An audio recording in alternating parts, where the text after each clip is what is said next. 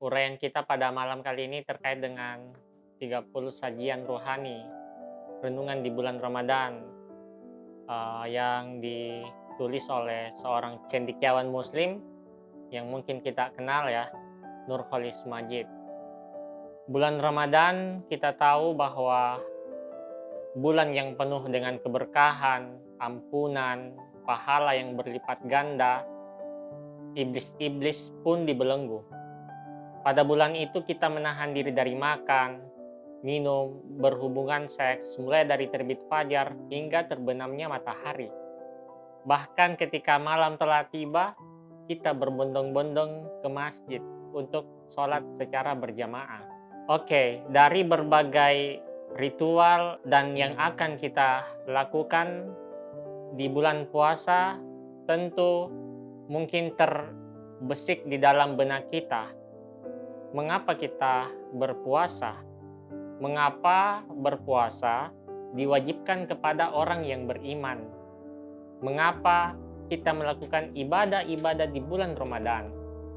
Hal inilah yang akan kita uraikan pada sebuah buku yang ditulis oleh Nurholis Majid dengan judul 30 Sajian Rohani Renungan di Bulan Ramadan. Nurholis Majid atau yang akrab dipanggil dengan Cak Nur merupakan seorang cendekiawan muslim yang salah satu bukunya didedikasikan untuk Ramadan.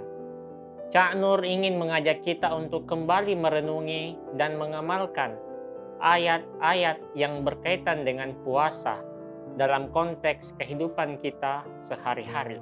Dalam Al-Quran, sebagaimana yang sering kita dengar tentang perintah berpuasa, ya ayyuhalladzina amanu, wahai orang-orang yang beriman, kutiba alaikumusiyam, diwajibkan atas kamu berpuasa, kama kutiba alal ladzina min qablikum, sebagaimana orang-orang yang sebelum kamu, la'allakum tattaqun, agar kamu bertakwa. Dalam ayat ini menurut Cak Nur ada 3 poin penting yang ingin diinformasikan kepada kita.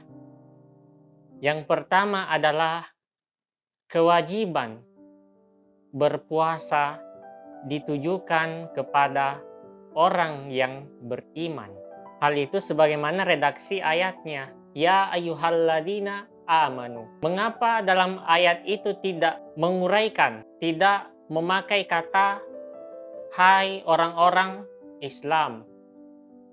Tentu dari sini kita memahami bahwa ada perbedaan antara Islam dan iman. Dengan kata lain bahwa kewajiban berpuasa itu diwajibkan kepada orang yang beriman.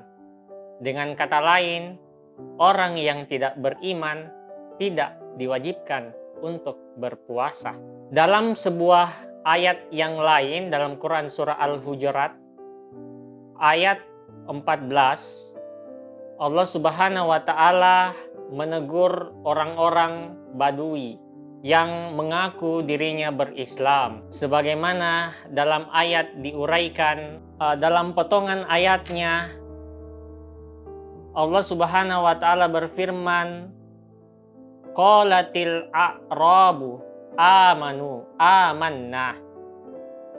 Orang-orang Arab Badui berkata, kami telah beriman. Kul lam tu'minu, katakanlah kepada mereka, kamu belum beriman.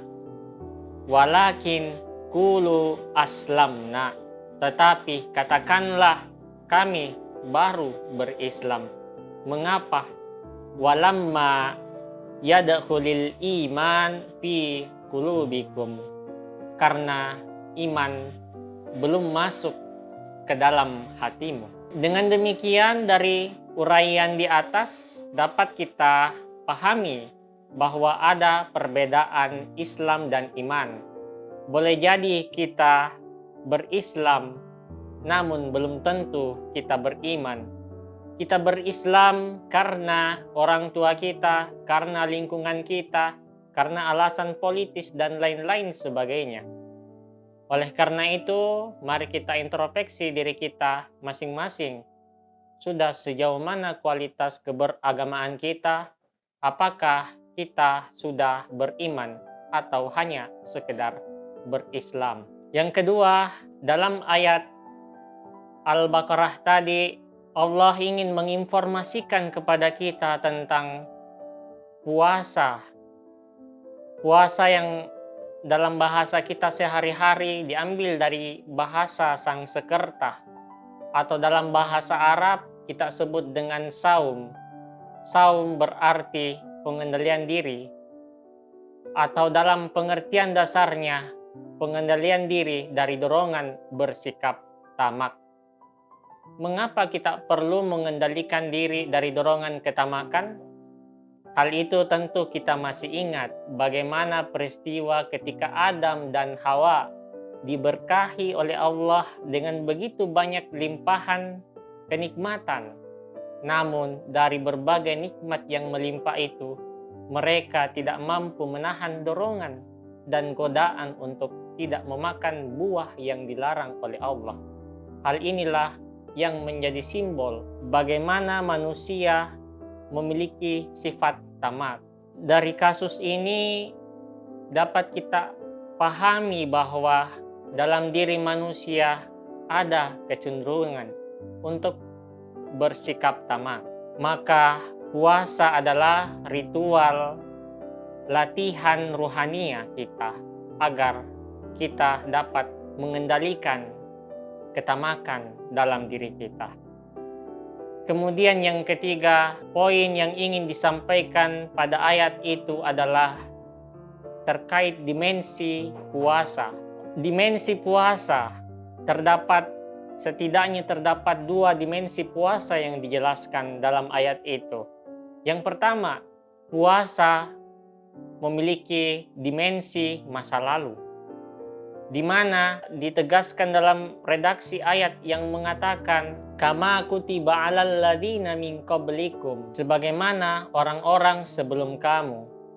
Ini memberikan sebuah isyarat bahwa jauh sebelum Nabi Muhammad SAW mengajarkan kita untuk berpuasa, para nabi-nabi sebelumnya telah berpuasa.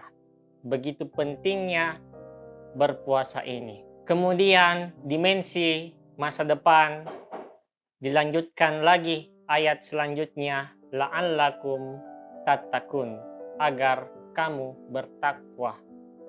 Salah satu cara untuk mendekatkan pada ketakwaan tentu didasari oleh adanya iman. Oleh karena itu, agar mencapai ketakwaan tentu fondasinya adalah iman. Puasa merupakan refleksi keimanan terhadap akhirat. Kita mungkin tidak melihat ataupun tidak ada seorang pun di dunia ini yang pernah mengalami atau mengetahui alam akhirat. Oleh karena itu, orang-orang yang beriman kepada akhirat tentulah orang-orang pilihan. Tidak heran jika seruan berpuasa ditujukan kepada orang yang beriman, sehingga ibadah puasa yang kita lakukan diharapkan akan menjadikan kita pribadi yang bertakwa. Secara keseluruhan, berbicara tentang buku ini tentu tidak akan selesai dengan pertemuan yang singkat ini.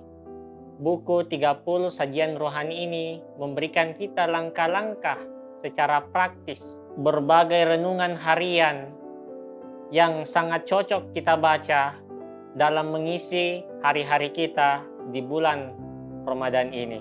Buku ini memberikan kita insight baru, bagaimana kita merenungi sekaligus juga mengamalkan nilai-nilai di dalam puasa demi mencapai tujuan puasa yang kita harapkan, yakni menjadi pribadi yang muttaqin.